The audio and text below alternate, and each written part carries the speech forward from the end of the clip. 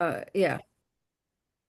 So when I start a yoga class, we always come into the moment. We close our eyes and just ground and become aware of time and space and nefesh. So time is right now, and it's the sixth day of Nisan now, starting tonight and tomorrow, the 6th of Nisan.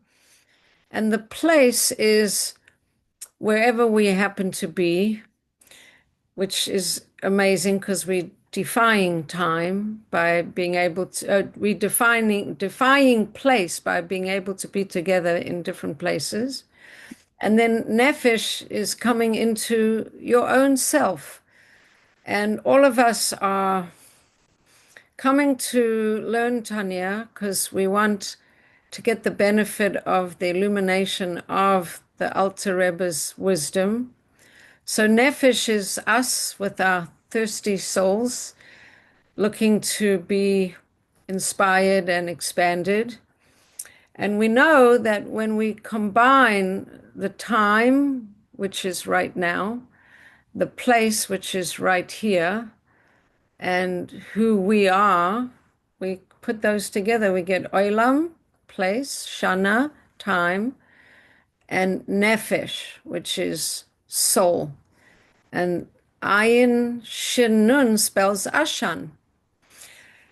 Ashan is the smoke that comes from the Ketores. So every time we align place, soul, and time, we kind of open a portal. So I want our learning today to come from us being grounded in those aligning and grounding into right now as in time, right where we are as in place, and who we are, our thirsty souls looking for illumination. And by the way, in terms of place, we know that the word for Eretz Israel, Ratzon, or Eretz, is connected to the word Ratzon.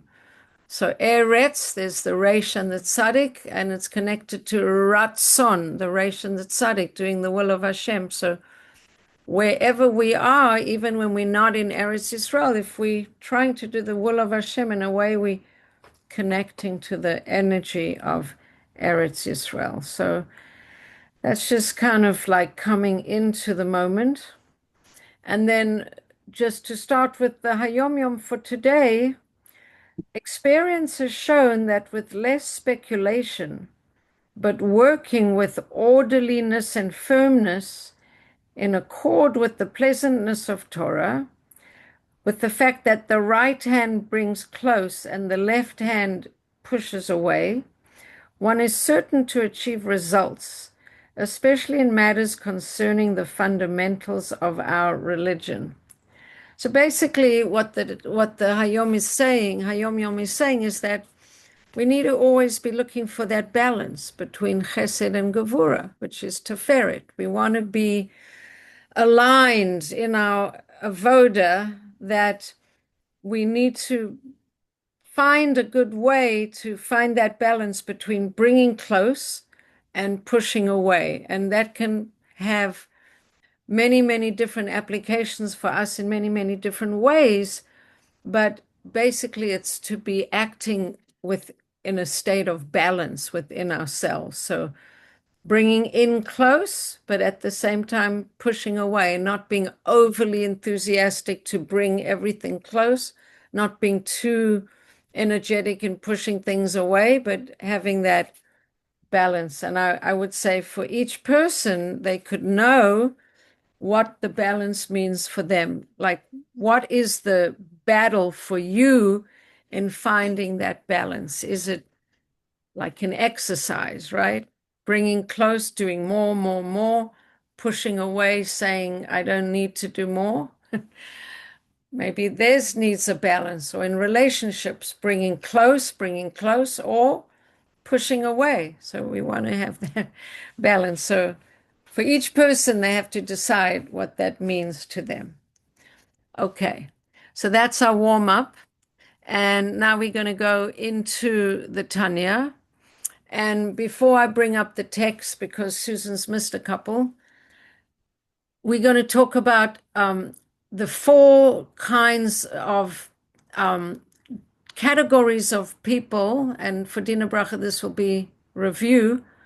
But we have two different kinds of tzaddikim, and we have two different kinds of rishoyim. The two different kinds of tzaddikim are, number one, the tzaddik v'tovlo. The tzaddik v'tovlo is a tzaddik who's got a special kind of neshama. It says v'tovlo because it's good for him. He attracts good, but it's also he's connected to good. He has no appetite for evil whatsoever. In fact, he's disgusted by desire, selfish and materialistic and animalistic desires. He's very off-put. He has no desire, no connection, no appetite for any of it. He serves Hashem with a great joy. He has the capacity to take an inclination that could be negative and totally flip it around into positive.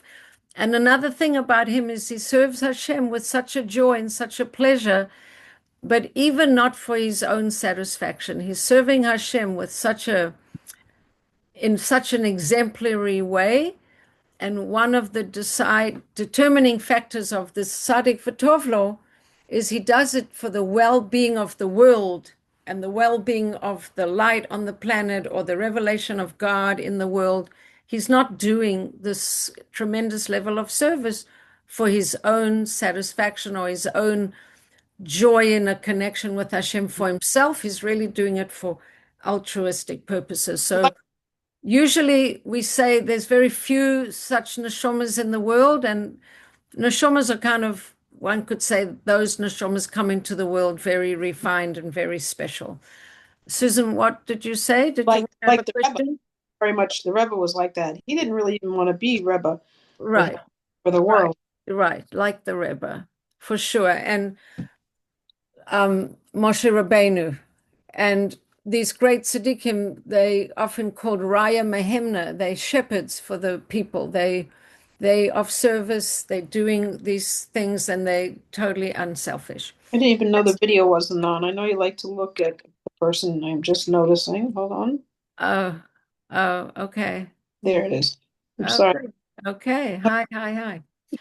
So, okay, that's the tzaddik v'tovlo. Then there's the tzaddik v'ralo.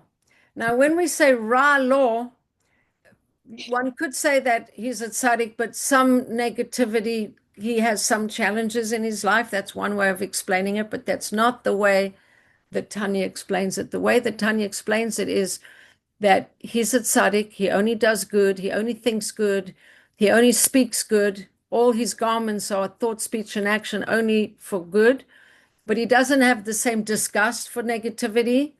He serves Hashem, but he doesn't have the capacity to take something negative and flip it around and turn it into something good. He just doesn't do anything that's negative. He stays away from it. He's not drawn by it, but he doesn't have that same passionate disgust like the tzaddik v'tovlo. And he's serving Hashem, but it's not without, he appreciates the connection. He's serving, he's present, he's very good in everything that he does, but the tzaddik v'tovlo has no self-interest. It's really just for the sake of the olam. The tzaddik v'ralo is not on that level. So we spoke about that. Then last week we spoke about the two kinds of rishoyim that the Tanya gives definition to. And these definitions are really just all in reference to the fact that there's two warring armies in the system of looking at things. There's a person who's a small city, and there are two warring armies who are both trying to get domination and control of the city. So because we're watching the news and we're looking at the streets of Iran and we're trying to see who's got control of the city, so this analogy will be very close to our imagination. So we all, compared to a small city, and we all have two operating systems or two armies that are operating in us. And the question is, How much dominion does each army have? So with the tzaddikim, the negative army has no dominion at all. They're completely defeated. They don't get chance to even come in to the tzaddik's, any of the tzaddik's consciousness or any of his thought, speech, or action. Now, the Tanya makes a distinction between the thought, speech, and action, which are the garments of the soul, and the powers of the soul. So when we think of Chesed, Gevurah, Tiferet, Chochmah, Bina, Da'as, those are the powers of the soul, and then there's the garments of the soul. So by the tzaddikim, the army of the bad guys, the animal soul, are completely eradicated. They don't get dominion over the powers of the soul, and they have no dominion over the garments of the soul of the tzaddik. Tzaddik's doing well. He's defeated those bad army guys. Now we come to the Rasha. There are two different kinds of Rishoim. The first one is called a Rasha, but he's basically a good guy or girl. He or she is meaning to do well. He or she wants to do well, but there's a lot of places where they make mistakes. So if the person is a member of the Sanhedrin and they part of permitting someone to do something that they say is permitted, but in actual fact it's not, and they made a mistake in their calculation, and then someone does something wrong, that's the kind of mistake or sin that this Rasha V'tovlo does. Or if he eats something and thinks it's kosher, but he didn't realize it's not, but it's not kosher. Or the Tanya brought us a bunch of examples of the Rasha trying to do right things, but makes mistakes. And this kind of Rasha is always available to doing, to regretting what he did and doing tshuva. So he's basically, the good is over dominating the city with occasional lapses to the bad guys for whatever reason. And then he can do tshuva, and he's called a Rasha, but he's basically a well-intentioned individual who makes mistakes and then does tshuva. Then we have the Rasha V'Ra'lo, which is a much different kind of person. And this is the Rasha who's lost the battle, so to speak.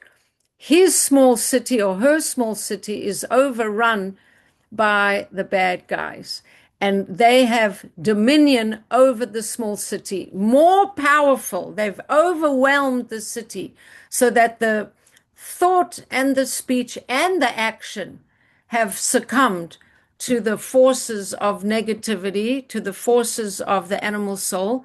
And there's different degrees of Rishoyim, some greater, some less than, but the worst of them is the Rasha who doesn't even want to do any tshuva at all. He doesn't even have thoughts of tshuva. And then above him, there's these multitudes of levels of to what extent has the street capitulated to the forces of the bad guys. And the Tanya tells us there's many, many different degrees of that level.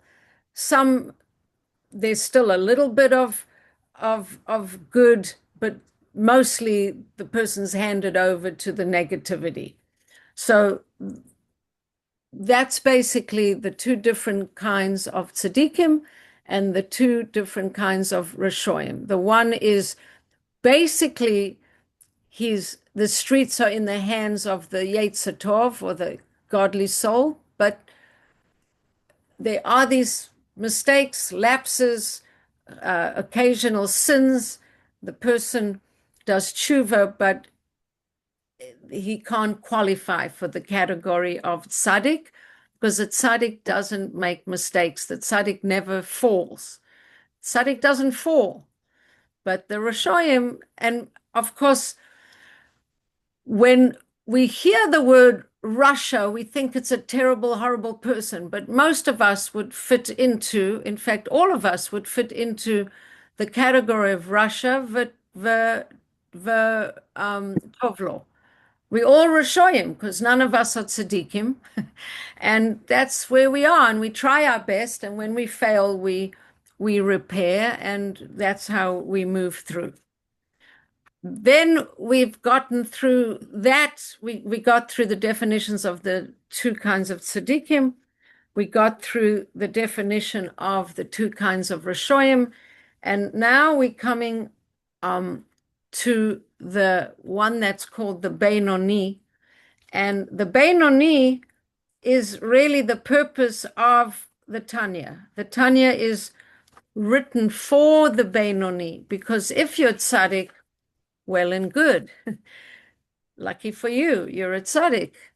If you're a tzaddik for Tovlo, you have a very special soul. Even if you're a tzaddik varalo, you're still a person who's never sinned. That means your appetite for the physical is very, very dominated by everything else in you. Okay. The Benoni. The Benoni is the person who's always in a state of struggle.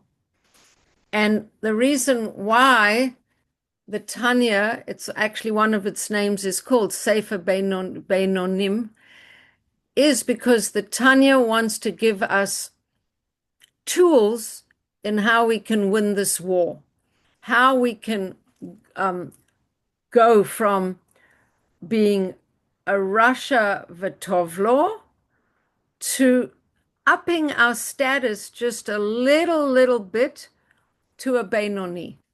Now, who's a Benoni?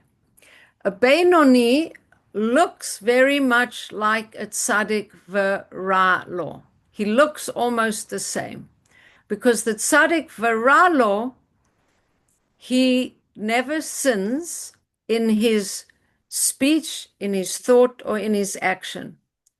But what makes him a tzaddik is he's not really struggling in his internal makeup. Remember, we spoke about the soul garments and the soul powers. His soul powers are not really challenging him he's not in a constant state of struggle. He's peaceful. He's a tzaddik v'ra'lo because his hatred for negativity is not absolute, and he doesn't have the capacity to turn something that could be negative into positive, but he's not really challenged to sin all the time. He's peaceful. The Benoni, on the other hand, which the Tanya wants us to see through learning Tanya, that the Benoni is a very human person. To become a Benoni means that you have all the struggles in your soul powers, in your chokhmah, in your bina, in your da'at, in your chesed, in your gevurah, in your heart, in your emotions. You have all those soul powers that are not at ease. They struggling. They haven't overcome. They haven't won the war over the small city at all, but they have a very good army, the Benoni, and he stands guard on every street corner, and he makes sure that there's no capitulation, even though there's attacks. There's online, there's reports of attacks. So the forces are very vigilant to not let any attacks actually break out into reality. Do you understand the analogy? Like you could be looking and you could be seeing that the army's planning an attack here and the planning attack there, but the forces of goodness and kindness are out there and they don't let any attack happen. So the Benoni never sins in thought, speech, or action, but his emotional, spiritual, mental state is in a state of struggle. Unlike the tzaddik who's at ease, the Benoni is still conflicted.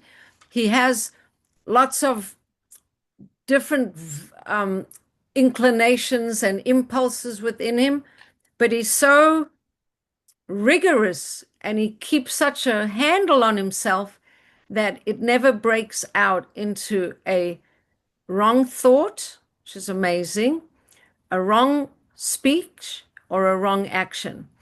Now, in fact, they qualify and they say it's not really not a wrong thought because you're not responsible for the first thought that jumps out at you.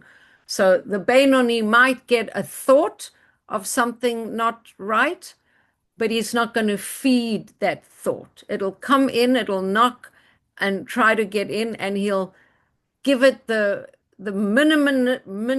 most minimal amount of attention, and then he'll banish it, because you could say he's not powerless, he's not powerful enough to prevent certain thoughts from jumping into his mind, but he is powerful enough to make sure that he doesn't feed into that thought. And so this chapter on the Benoni is really the fundamental scaffolding for all of Hasidic Hashkafa, because what this chapter is going to stress is that ultimately, whatever the inclinations are, the rumblings of the powers of the soul, whatever those rumblings are, ultimately we have the tools to choose right action, to choose right speech, and to even choose right thought. And that is the fundamental pinnacle of all of Chabad Chassidus, that ultimately the brain is ruling over the heart, and the consciousness of Chochmah, Bina, and Da'at, and also the Tanya will talk about an expanded consciousness rather than a constricted consciousness. When we can plug into an expanded consciousness, we can then apply ourselves and apply our spiritual discipline and our motivation, and we can dominate over that small city. We can use our will and our willpower and our chokhmah and our bina and our da'at, and we can be victorious. So it's chapter 12 where we start looking at the Benoni. And before we go inside, I just want to tell you another thing that the Tanya is going to say. So it talks about expanded consciousness and constricted consciousness. And it says that the tzaddik is living in a place where his consciousness is always pretty expanded, and that's why he's not struggling, because he's got it all down, even on the emotional level, even on the level of his soul powers. He's not tempted to do wrong. But the Benoni, he's in this struggle, but the Tanya says, but there's a couple times when he's not struggling. It's very interesting. He's not struggling when he says Shema, and the blessings bringing him into Shema, and he's not struggling when he's davening Shmona Esrei. Why? Because when he's davening, especially Shema and Shmona Esrei, what happens? His consciousness expands. And while he's in a state of expanded consciousness, he's removed from the struggle. That in a way, while he's davening, the Benoni could almost feel like a tzaddik, because at that moment his consciousness is expanded. He could feel there's no struggle. I only want to do good. I only want to love Hashem.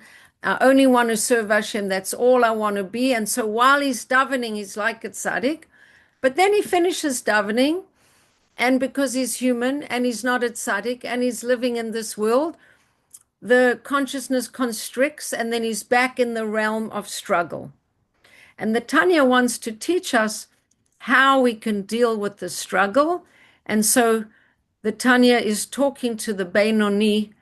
Well, really, he's really talking to the Rishoyim V'Tovlo, because if you've got to the Benoni, if you got to the level of Benoni, you're never sinning. That's pretty awesome. But Tanya I've always learned that it's directed at the Benoni, but I'm sure us on the category of Rashoyim V'Tovlo, I hope we're not Rashoyim V'Ralo, I don't think we are, that the Tanya's advice of how to manage the struggle and be victorious in the struggle is where the whole direction of Tanya is going to go. So that's kind of the introduction. I'm just going to get some water to drink and then we'll go inside and Me look at it inside. Okay, I'm just getting a drink. too.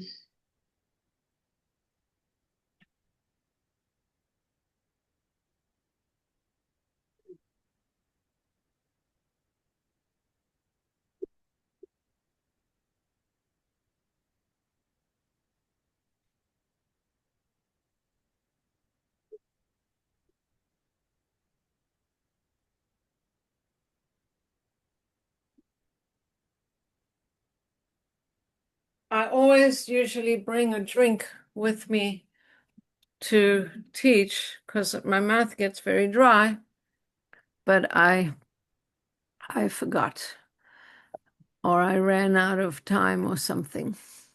Okay. So let's go to the beginning of the chapter and we'll look inside and pretty much I've given you a pretty good overview of what we're going to cover in this chapter. Do you have any questions before we go into the chapter, Susan? Any questions ahead of time? No. Okay. So the Benoni, he is he in whom the evil of the animal soul never attains enough power to conquer the small city, so as to clothe itself in the body and make it sin. Because remember, we have these inclinations, but the inclinations don't have any power. Those inclinations have to wrap themselves in the garment of thought, speech, or action. An inclination by itself is powerless, right? So it tries to get the three garments of the animal soul, the thought, the speech, or the action, which is coming from Clipper. It's trying to get it to act, but it doesn't prevail within him over the divine soul to the extent of clothing themselves in the body. Can't in the Benoni, the inclinations, that rumbling, that conflict, it doesn't manifest it. And if you think about it, if you on the side of the animal soul, you could be a bit frustrated because the Benoni will never let you break through into a thought, a speech, or an act. You rumble away, but you're not breaking out into actual anything that's going to manifest in action, thought, or speech. And it's not going to come in the brain, it's not going to come in the mouth, and it's not going to come in any of the organs of a person to make them actually sin, chas v'shalom. The three garments of the divine soul are what are manifesting. So by the Benoni, his thought and his speech and his action is all in the control of the divine soul. He's in charge. The Benoni has never committed a transgression and he will never ever commit. Now, this is an interesting thing. Even if a Benoni has done a sin in the past, the way that Tanya speaks about him is it says he's never done a sin in the past. Why do they say that? Because he did such a good tshuva, it's as if it doesn't even exist anymore. And he's not going to do a sin in the future. How do we know that? Because I don't remember how that question was answered, how we can know he's never going to do a sin. But in terms of he's never done a sin in the past, well, whatever sin he did, he's Tshuva for. He's like a new person, exactly. So the name Russia has never been applied to him, even for temporarily, because from the moment he did tshuva, he's a new person. It doesn't stick with him at all. The essence of being and of the divine soul, which are its 10. Okay, but what's the problem with the Benoni? His 10 faculties of his soul these 10 attributes, these 10 powers, do not hold undisputed sovereignty and sway over the small body. Only, like I said, at specific times during Shema and Amida. And that's when he has this moichin de gadlus, his expanded consciousness. And that's when he's saying Shema, and that's when he's binding his chokhmah, his bina, and his das to Hashem. That's what's happening when he's praying. Because while he's praying, he's meditating deeply on the oneness of God. So I wanted to just read this because there's a very nice way that Chaim Miller talks about his davening, how while he's davening, he's actually doing all this avoda. Let me just see where he wrote it. Here. So while he's saying Shema, what's happening? He has a focused meditation on Hashem that's leading to an emotional arousal, which leads to a renewed commitment to observe the commandments, and is indicated by the commandment to recite the Shema. And so even the words of the Shema are going to be reinforcing. Hear, O Israel, Shema Yisrael, Hashem Elokeinu, Hashem Echad, Va'ahavta es Hashem Elokecha. That's emotional arousal. Binding them as a sign on your hand, writing them on the doorpost. So the very Shema, saying the Shema is like, I always, when I teach tefillah, I always often say that tefillah is really a hashkafa shir. That while you're reading the tefillot, you're not saying all the time, Hashem, you're great, Hashem, you're wonderful, Hashem, I'm so grateful to you. A lot of times you're saying, this is how it is in the world. Hashem is powerful, Hashem is this, Hashem is that, and you're getting a little bit of a hashkafa lesson. So while he's saying Shema, he's engaging all his intellectual faculties, and he's arousing a great love for Hashem, which is manifesting in the right part of his heart. Now, we said before, the right part of the heart is like the headquarters of the divine soul, and the left part of the heart is like the headquarters of the animal soul army. So, so he's getting aroused to cleave to Hashem by means of fulfilling the Torah out of love. And this is really what the Shema is all about. And even the blessings before the Shema. And the love for Hashem is burning in his heart, and it's spreading, and so he's feeling very good.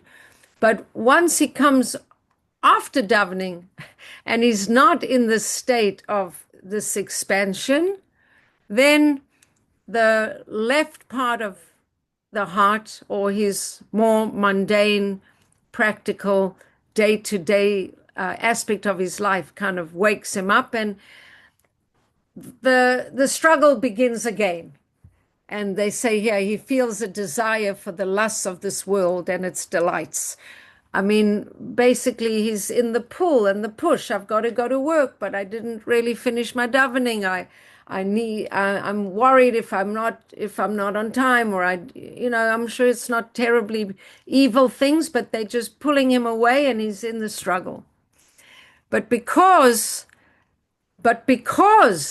this animal soul is not really having sole authority and dominion over the city, he can't get it to manifest in any way. So he's pulled, but nothing is going to manifest, which is really quite an amazing thing. And this is what is so amazing. And I want to read it in the way that Chaim Miller talks about it, because... Can I just be clear? Yes. That a person who is even the other kind of Russia, or a person who within the realm of prayer, especially Shmoneh Esrei and Shema, it's like being in a bubble of holiness and connection, and is so in tuned it just by reading it and just by committing to it, But then when you're done, you go on. Like I remember having a Torah teacher say, whenever you say the Shmona Esrei, you step 3 steps back and you 3 steps forward. You cannot be the same person afterwards. And yet I don't feel it. You feel like you're enjoying davening. It's a holy moment, and then you move on. It's a hard thing to sustain it. But you're saying it's very normal. Well, number one, I'm saying it's very normal, and number two, I'm saying enjoy the moment Enjoy. while you're there, because while you're in that moment, that animal part of you is sort of silenced. If you're saying the words but kavona, you really are making a connection, and you're bonding, and you're present to the greatness of Hashem. You're not sinning, and you're not wanting to sin. And that's a great place to be, even if it's while you're there and it's not once you leave. It's a good thing that you're there and you're feeling it while you're there. So um yeah, okay. So I wanted to read you this part. So, but now we're talking about what happens when he's not when he steps away, right, from the davening. Um, well, right. So how are we going to get so I'll read it a little bit over here because basically, how is the animal soul not getting the Benoni to sin? Because the brain rules over the heart. And for a man was so created from birth that every person may, with the power of the will in his brain, restrain himself and control the drive of his heart's lust, preventing his heart's desires from finding expression in deed, word, and thought when the mind understands what's really going on in such a deed, word, or thought. So the Tanya is very, very strong here in saying that you have control, that you can't say, oh, I was overcome and I had no power over my actions, because this is why the Rebbe was against hypnosis, because he did, Really? Didn't know that. well, one of the one of what I've heard, let's just say, is that while you're under the power of the person who's brought you into hypnotic state, you sort of lose control. The hypnotist can tell you to do something and you're not fully in control. Whereas a conscious person, and the Tanya is saying this very thing right now, you always are in charge of your small city to some extent. You're not in charge of the inclination, the rumblings of the street, but you are in charge of how it's going to manifest. You can't say, I was overcome with the feeling, I was overcome with the inclination, I was overcome by desire. Can't say that, because according to the Tanya, you have been created to exert a power. So it says here, I'll read here. No special talent must be learned for me to be in control of my thought, speech, or action. Through willpower alone, the brain, I can give or withhold active expression to any of my feelings. That doesn't mean it's easy for me to be in control, but it is possible. Now, that said, I can be in control of my feelings. I'm saying what I understand is that one can be in control of one's actions, one's thoughts, and one's speech. The feelings, maybe you have to let them come and go, but the action and the speech is what you can be control of. And it's I'm going to read here what he says. By stressing that the brain rules over the heart as a natural function, the Tanya takes our discussion temporarily away from the war between good and evil. Your ability to divert a certain negative thought or to refrain from a particular destructive action does not depend on your level of self-mastery or on tapping into the powers of good in the universe. It is simply a function of the human condition. Your brain is able to exert sufficient willpower to control your actions and substantive thoughts. This is very, very powerful. In addition to this physical power to control the human urge, there is a metaphysical example as well. So, and then he's going to talk about the fact that if you understand what's going on, if you understand how stupid the evil things are, how they're going to, it's actually quite interesting what it's going to say here. You can't beat evil out of the street. That Tanya's going to say something to that effect. But if you bring light into the street, the evil's going to run away.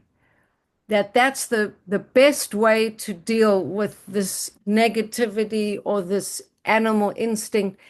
When you bring light into the situation and understanding and what I said earlier, this expanded consciousness, then the folly of what the animal soul is trying to get you to do will seem stupid. So let's read it here.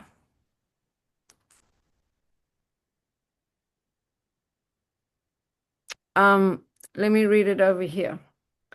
In addition to this physical power to control the human urge, there's a metaphysical advantage too. This is particularly true when you are attempting to coerce your will in the direction of holiness, as the verse states. And I saw that there's an advantage to wisdom over stupidity, like the advantage of light over darkness, meaning that just as light has the advantage of control and dominance over darkness, physically a small amount of light will push away a lot of darkness. In other words, once you've taught a person to really understand the, let's say you have a delinquent on the street who's shoplifting or stealing or doing something, and then you explain to them that this way is going to, you make it apparent that what they're doing is really stupid, and they chop it, then they're not the same person anymore. I mean, I don't know if that's the best example because there are all kinds of other reasons why they might be addicted or whatever. But let's just look at this part where the person gets an understanding that there's an advantage of light over dark. So let's just see here.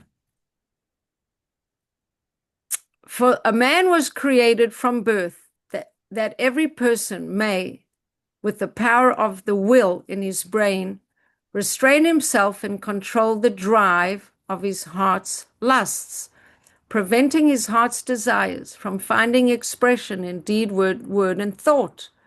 And he can, if his mind wills it, divert his attention completely from that which his heart craves and turn his attention in the exact opposite direction. And this is true, whatever his motives. It is true particularly in the direction of holiness. Thus it is written, then I saw the wisdom surpasses folly, as light surpasses darkness.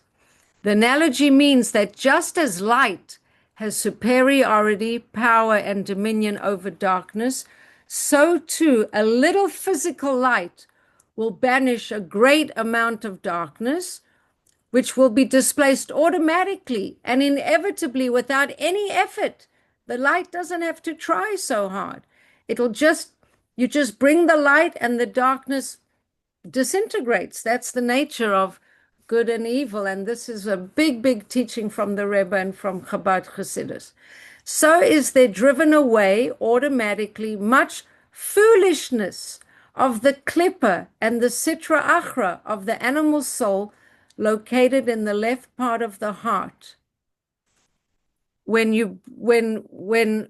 when the wisdom of the divine soul that's in the brain can take domination over the city. In other words, learning Torah and being exposed to words of wisdom will really penetrate the heart of a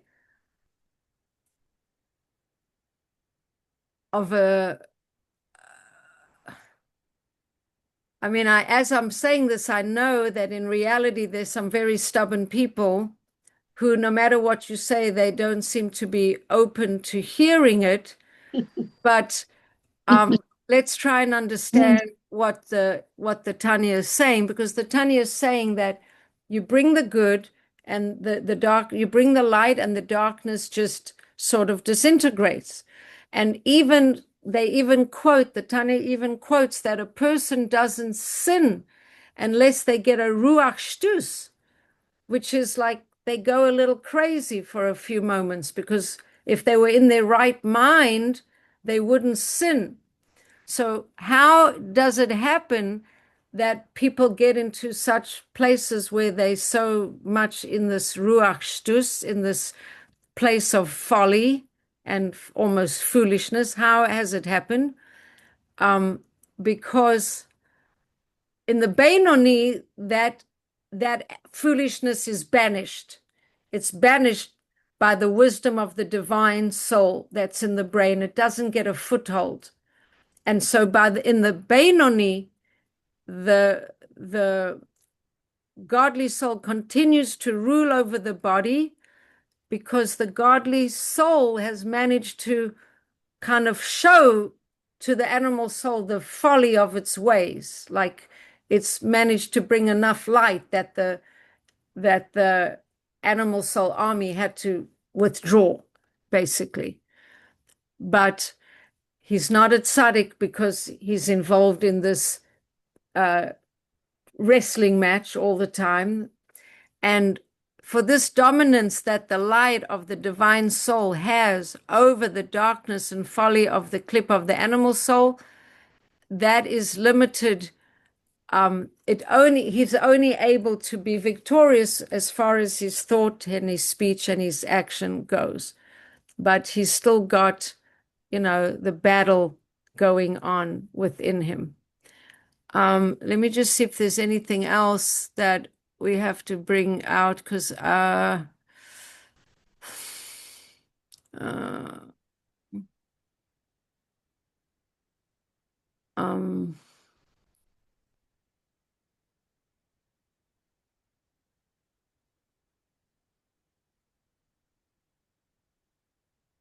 so I didn't prepare this last little bit, and I don't want to rush through it. So So why don't you talk about like a question or something? yeah, let's just leave it, because I don't want to jump through this last part. So we gotten to the place that if the strategy is to bring the light of consciousness and awareness to kind of banish away the foolishness. But I want to prepare it a little better before I give it over this last part.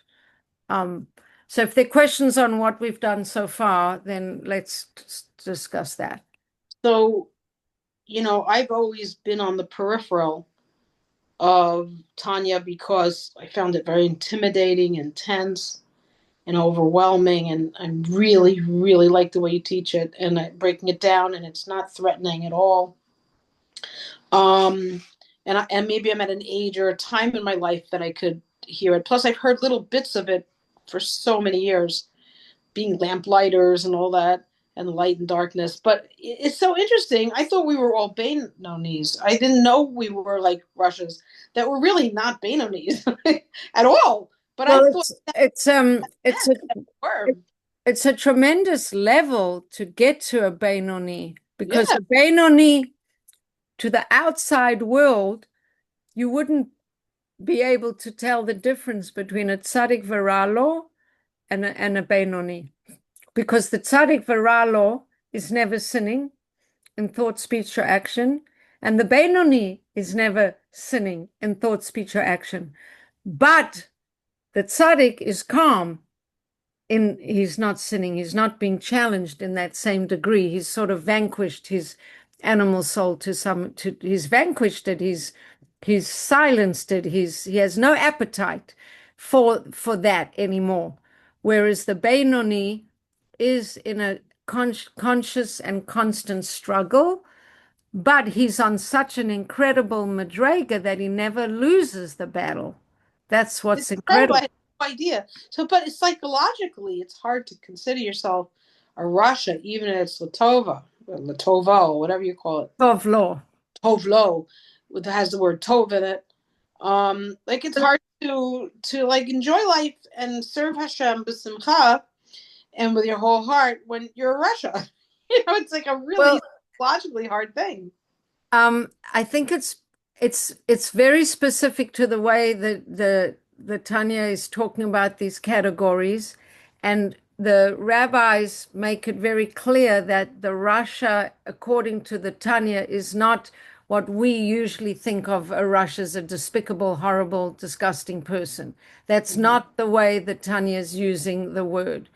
The Tanya is using the word of anyone, even a little bit, who slips from absolute, no mistakes in the garments, is a Russia. So you have to just get used to the Tanya's definition. It is a little different.